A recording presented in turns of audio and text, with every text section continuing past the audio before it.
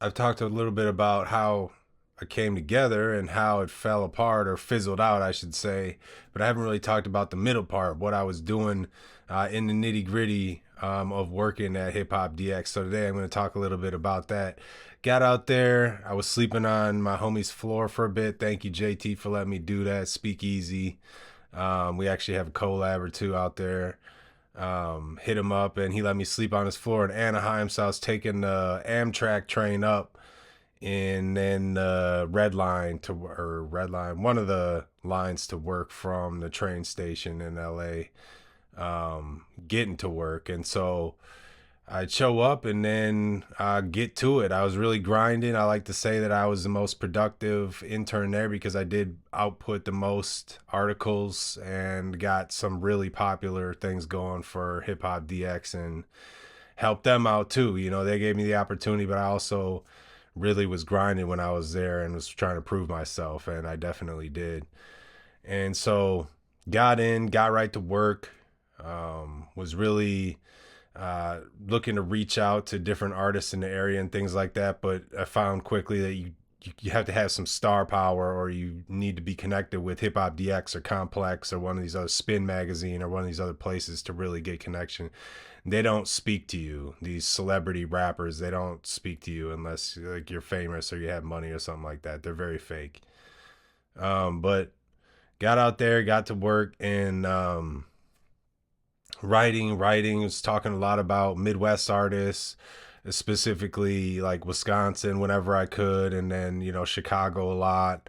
Got some Minnesota artists up there and Michigan, of course, and just from this area, I was really kind of the go-to person. Hey, we got this Midwest artist or Wisconsin, somebody, you should talk about them, and so that's what I did, and got to collaborate on some articles too.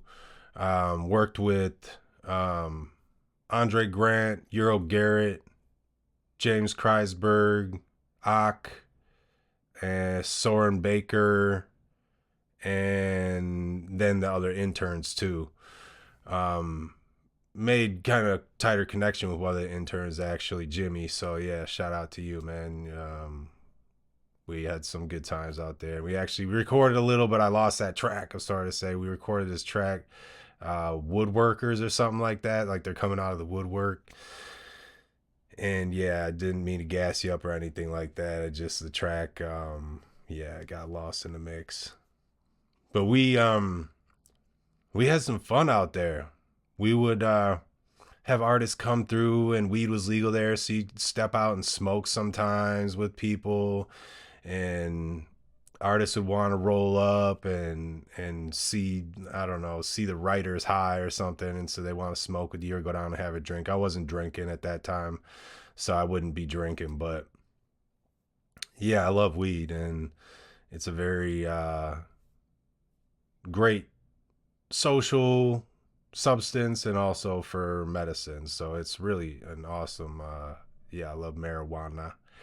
And yeah, thank you, Cali, for having that legalized. I was out there when it was fully legalized too. So then you'd see people standing outside sets on the street smoking blunts. It's pretty wild. So to get into the most fun part, which I'm sure some of y'all want to hear, is like the celebrity names and things that I met.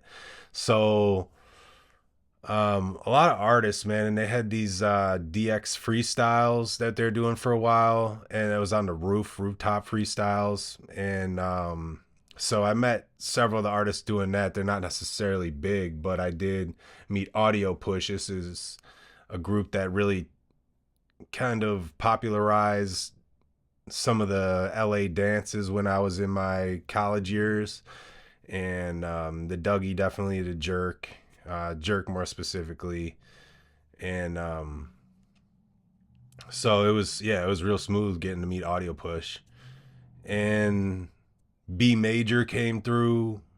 He was there for an interview, and he was somebody that I'd seen making music out of his basement in Michigan, and does like really nice sounding pop records and was able to do that with very little. And so I was appreciating him for that. So it was nice running into him, B Major, and Disaster, the freestyler, the battle rap artist.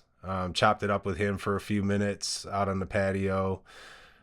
He was there for an interview, and he actually spit me some unheard material that he was testing out on me. Hey, what do you think of that? And so it was, yeah, it's nice to be, respected and treated as somebody in hip hop and as an artist. And again, I'll say I miss the respect for art in LA and for music and for dance and for film and for all of this stuff. It doesn't exist in Wisconsin. It's low. It's super racist here. And it's gross. It's really discriminatory, bigoted. It's nasty. And met Twista. Met Twista in person. Finally, he had been up to shows in Madison, and I actually went to see him once at the Lion Energy Center, and I was wowed by Twista's flow. Like, he doesn't do every line, but he still, is able to do some of it, and real chill guy. Was able to talk with him for a sec. I don't even know if I really talked with him much now. It was more just like saying hello. But Glasses Malone, I got a photo with him. He's a really entertaining character and super skilled lyricist as well. So I met Glasses Malone in the LA office. It's like a landing spot for artists. Sometimes they just want to come through and chill and like talk about music and stuff like that, and so they just come through the office. But always interviews going on and feature articles and things like that. So somebody might be talking to one celebrity over here, and then there'd be another group out back, and somebody on the front porch too. The office was cool. It was like a second floor office above a bar. And so it was a very social area. And it's LA, it's sunny all the time. So it's like always a time to go out. And so I really got to chop it up with some artists out there. And the journalists too were like more so artists, because they're music journalists. They're into the arts and things. And so they're integrated into more of the culture and hip hop specifically at Hip Hop DX. And so it's like a unique kind of character that you run into out there and how they're mixed in. They might also do a podcast or have a radio show, run a blog of their own. Everyone's got their side things going on as well as the main gig. And so did I. I'll get into that in a little bit, because I was just really trying to lock in. Although Basement Made was around and I was working on that, I was really trying to lock in on Hip Hop DX when I was there and just grind and do stuff for them. If there was like some throwaway something or whatever that wasn't going to be used, I would, that I wrote, of course, then I would use it on my own. Met Reggie Knows, and he's a really special, like, creative, and put together a movie I got to see, Cheese, something like that. It's about hip hop, New York hip hop, and the fashion and everything. And so it was cool to see a real New York guy doing his thing out there. And also met No ID and got a photo with No ID. He is at this event for Reggie No, and ran into him there. And so I snapped a pic with him. It was really nice. They know you're working for Hip Hop DX. They're going to treat you with a certain type of respect, And so even when I go out to shows, I don't meet the artists. Like I went to Miguel as a representative for DX. They greeted me. Oh, hey, you're with, Hip Hop DX. Let me know if you need anything. We'll get you close or whatever if you want, and relax, and let me know if you need a drink. So yeah, real smooth, man. Who else? Dropping celeb names. Let's see, who else did I meet? Said what's up to Crazy Bone. He's sort of like Twista, very relaxed, just a super skilled legend, and just laid back and very open and easy to talk to. So Crazy Bone, I didn't really get a chance, and maybe it was like hello or something like that. But yeah, he was out there too when I was met the OG of the Bloods, or like one of the OGs, or like a real high up, something like that. He was there in the office to settle some beef between the game and Young Thug at the time, and so they were working that out. Um, Things like that. You have other players coming through that may not be rappers or singers, dancers, but they're involved in hip hop, and so you get to meet these type of folks too, those around the music. I grew up on Hot New Hip Hop and these sites where they post daily music and reviews and stuff like that. Back then it was more just like a stream of music, and this is the only place you could go to get some of these songs, um, like Hot New Hip Hop and Hip Hop DX, some of the other ones I may forget the names. There's like Hip Hop on Fire or something like that. You'd go there and you'd have to get the music from these sites. And so anyway, I worked with some of the artists that were on Hot New Hip Hop, and so kind of realized that dream, like, oh wow, I wonder, if I ever meet those guys. And I did meet some of them. Some good, some bad, at least like at the up front. A lot of artists put on a front or a fake voice. Even they have a totally different voice when they talk than when they rap. It's a whole gimmick, a persona. I don't do that. If you listen to me, this is how I sound when I rap. It's how I sound, and I think that's how it should be done. I mean, at least if you're a lyricist and an authentic artist, if you're one of these like gimmicky fake clown rappers that makes up a different voice like MGK or like one of these other artists, then it's a different sort of thing. Got signed on some shows too. I'd be asking, hey, is there any shows coming up? Anything going on? And so I just keep harassing my boss, Justin Hunt, who's the one who brought me in and gave me a lot of opportunities there. Also a writer, forgot to mention him earlier. He's a writer as well. And really respect him too. He got me out to some events, Yellow Wolf and Snoop Dogg at the iHeart place. I saw The Boy at the House of Blues, and yeah, maybe one or two other shows. It was just an incredible experience. It was only 3 months, and so the 3 months go by real fast. It was like 1 month of news, 1 month of feature articles, and 1 month of music, like sort of blog posting. And then just kind of like fit in like features in there wherever you could, and stuff like that. So the 3 months went by really quick. And then like comes a time where they're going to offer you the freelance gig or not. And they gave me the freelance job, and it's just, yeah, really hard to connect with anyone out there. And so I kept going with Basement Made. I still really appreciate you, Justin Hunt, for encouraging me to continue with Basement Made, because that gave me somewhere to post my stuff when Hip Hop DX wasn't taking it. Just like rejection after rejection, I'd keep posting on Basement Made, and worked with different artists I'd met on set, and was doing it a different way, an alternative way.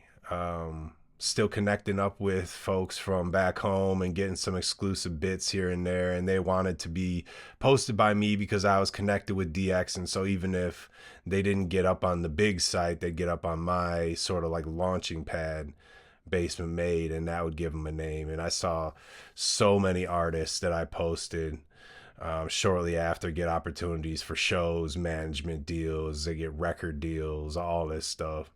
And so real proud of that. I still love writing about other artists.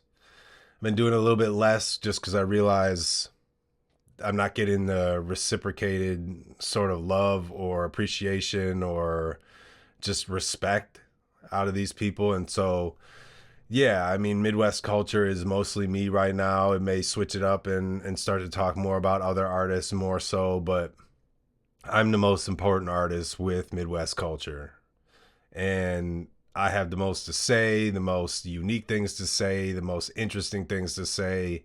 So just interviewing these artists just for them to go blah blah blah blah, like I'm hard, is not interesting, or blah blah blah, I'm lyrical, just because they say a couple rhyming lines and stuff about nonsense that the gibberish fits together in like a really fun way or something. I don't care. You have nothing that you're fighting for. What have you been through?